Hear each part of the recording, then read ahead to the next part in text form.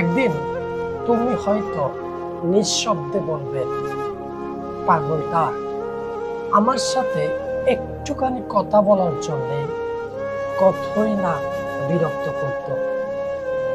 তখন মনে পড়বে যে মানুষটা প্রতিদিন তোমার খোঁজ নিত, তোমার মুখের হাসির জন্য নিজের মনকে হারিয়ে ফেলত, তোমার একটুখানি সময়ের জন্য অসংখ্য রাত জেগে থাকতো। সে ছিল তোমার সবচেয়ে সত্যিকারের ভালোবাসা। কিন্তু আফসোস সেই দিনে, যেদিন আর ফেরানোর মতো কোনো পথ থাকবে না। থাকবে শুধু স্মৃতির গল্প, ফাঁকা রাতের নিঃশব্দ কান্না, আর একটানা অনুতাপের প্রতিধ্বনি।